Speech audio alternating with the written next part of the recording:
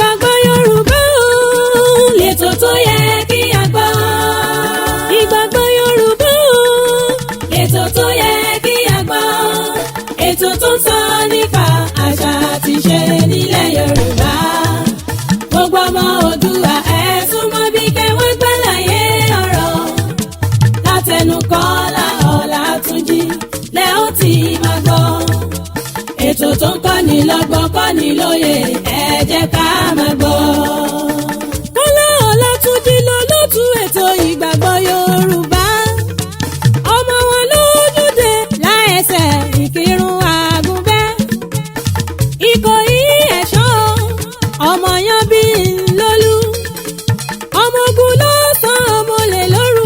Olè tí ń káṣọ kẹrù kọ́ o. Olè tí ń gbóbìnrin ẹni. Bóbìnrin ò ṣe ròdòròdò bí ò lẹ́dàn lọ́rùn wọn ò nífẹ̀ẹ́. Ọmọ ojú ọ̀rọ̀ ò jẹ́sẹ̀ ẹyẹ ó tó mi. Ẹlẹ́gìrì kò jó mi ọba ó tòrò. Ó yá ìgbàgbọ́ Yorùbá. Ètò tó yẹ kí a gbọ́. Ìgbàgbọ́ Yorùbá. Ètò tó yẹ kí a gbọ́. Ètò tó ń sọ nípa àṣà àti ìṣe nílẹ̀ Yorùbá. Gbogbo ọmọ Oòduà ẹ súnmọ́ bí kẹwọ́n gbàlàyé ọ̀rọ̀. Látẹnu Kọ́lá Ọlátúnjí lẹ ó ti máa gbọ́. Ètò tó ń kọ́ni lọ́gbọ́n kọ́ni lóye ẹ jẹ́ ká máa gbọ́. Ẹ tún kú dédé wòye o gbogbo ibi tẹ́ ti ń gbọ́ mi ní lóko lódò lẹ́yìn odi gbogbo ẹ̀yin tẹ́ ń gbọ́ mi ní orílẹ̀-èdè Nàìjíríà. Those of you that are listening to me in diaspora, I greet you all. I say good afternoon, good morning, good evening, wherever you might be. I am Ààrẹ Dr. Kọ́lá Ọlátúnjí, ọmọ olójúde ilẹ̀ Ìkírun Àgùnbẹ́ onílẹ̀ Òbí. Nǹkan tá à ń sọ̀rọ̀ bá náà ni àwọn ọjọ́ ọ̀sẹ̀ nílẹ̀ Kóòtù Òjíire. A sọ fún wa wípé àwọn bàbá wa gbàgbọ́ nínú ìgbésí ayé ẹ̀là tá a mọ̀ sí Jésù Kristi. Ìdí rèé tí wọ́n fi sọ ọjọ́ kọ̀ọ̀kan pọ̀ pẹ̀lú ìjìyà àti ìgbé ayé Jésù Kristi. Ọjọ́ àbámẹ́ta la máa sọ̀rọ̀ bá lónìí. Ọjọ́ yìí ìdí táwọn bàbá wa fi pè ní ọjọ́ àbámẹ́ta ò ní wípé ohun búburú mẹ́ta ló ṣẹlẹ̀ ní Róòmù ní ọjọ́ yìí.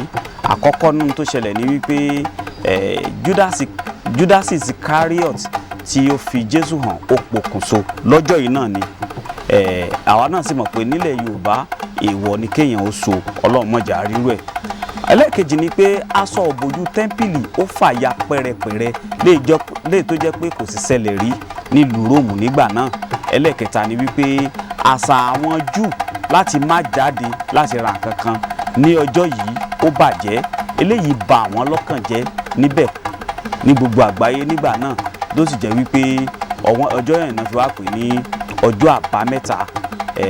Irú ọjọ́ báyìí àwọn baba nílẹ̀ Kóòtù Òjíire wọn yìí sábà fi dáwọ́ lé nǹkan gidi nítorí pé ọjọ́ ìbànújẹ́ ni.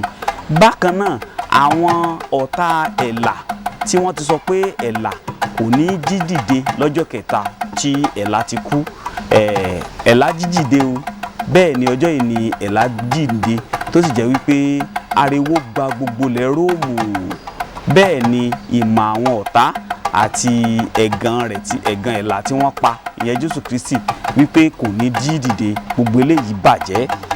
Ìdí rèé tí àwọn bàbá wa tó jẹ́ pé ọjọ́ yìí ọjọ́ ìsinmi ọjọ́ ìfarabalẹ̀ náà bàbá wa máa fi ọjọ́ yìí ṣe nílẹ̀ Kóòtù Òjíire. Àwọn ọmọ tí lọ́kìdé wọn jẹ́ ọjọ́ yìí ni àwọn ọmọ tá a bí àwọn ọmọ Aquarius, àwọn tá a bí láti January 20 sí February 18, àwọn tá a bí láti January 20 sí February 18. Number 4 òun sì ni nọ́mbà oríire wọn. Láì sọ fún wọn pé irú ọjọ́ Sátidé báyìí kí wọ́n mú gẹ́gẹ́ bí ọjọ́ ọdún wọn, kán wọṣọ tó dáa, kán ya gèlè, kí wọ́n dé fìlà, kí wọ́n wọṣọ tó dáa, kán ṣètọrẹ àánú. Bẹ́ẹ̀ ni nírú ọjọ́ báyìí àwọn ọmọ wọ̀nyí electric blue àti kọ́lọ̀ tá a pè ní sky blue náà ló dáa fún wọn jù. Àwọn ọmọ tá a bí lábẹ́ ìràwọ̀ Aquarius, ìràwọ̀ afẹ́fẹ́ náà ló ní ìràwọ̀ yìí. Ẹ̀yin tẹ́ ń láǹfààní àti gbọ́ mi ẹ rí i pé àwọn bàbá wa nílẹ̀ Kóòtù Òjíire àkọọ́lẹ̀ ò sí fún wọn ni, ṣùgbọ́n wọ́n ní rẹ́kọ́rí tó dáa látara ní àkọọ́lẹ̀ yìí òun ìyapẹ́nu ṣe wà lórí àwọn ìwádìí kọ̀ọ̀kan àti ìtàn kọ̀ọ̀kan ṣùgbọ́n kì í ṣe ìyapẹ́nu la fẹ́ mú bí kò ṣe ìwúlò àwọn ọjọ́ wọ̀nyí spiritually ìwọ tó ń láǹfààní àti gbọ́ mi tó bá fẹ́ mọ̀ nípa ìràwọ̀ rẹ tó fẹ́ mọ̀ wúlẹ̀wúlẹ̀ nípa ìràwọ̀ rẹ kí ni ìràwọ̀ rẹ gbé wá kí ni ìràwọ̀ rẹ ò fẹ́ àwọn kan wo ló yẹ kó ṣe àwọn kan ló yẹ kó yàgò fún kí ni ọ̀nà fún ọ láti tẹ ìbínú ba lórí ìgbésí ayé rẹ àbí irú ọkọ ló yẹ kó fẹ́ kí ni ìṣòro tó rò pé ó ń ṣẹlẹ̀ láàrin wa àtọkọ rẹ ọkọ míì yóò máa fi aburú lépa ìyàwó ẹ̀ ni ìyàwó míì náà yóò máa fi aburú lépa ọkọ ẹ̀ kiri ni kí ló fà á ẹlòmíì àwọn ọkọ àtìyàwó ìgbájú ìgbámúni ní gbogbo ìgbà wọ́n ti kánsẹ́lì wọ́n ti bá wọn dá sí ẹ chẹ́ẹ̀kì ìràwọ̀ yín wò tó bá jẹ́ pàtàkì ló wà ń bẹ̀ ẹ sì bímọ fúnra yín ẹ lè kọra yín solution wà àtúnṣe ìràwọ̀ wà máa pe nọ́mbà tó lọ lójú ìwòran rẹ yìí tàbí kò kàn sí mi lórí www.igbagboyorubamedialink.com bẹ́ẹ̀ ṣe ń gbọ́ bẹ́ẹ̀ ṣe ń wò wá ẹ máa bá wa share fídíò yìí kẹ́ ẹ máa subscribe kẹ́ ẹ máa pè wá ẹ ṣé gan adúpẹ́ gbogbo ẹni tẹ́ ń fún alẹ́bùn ọjọ́ bí adúpẹ́ o a sì tún retí ẹ̀bùn sí lọ́lọ́kan òjọ̀kan thank you very much Ààrẹ Kọ́lá Ọlátúnjí ló kọ́ mi lẹ́ẹ̀kan sí I love you so much bye bye. ètò tó ń kọ́ni lọ́gbọ́n kọ́ni lóye ẹ jẹ́ ká máa gbọ́.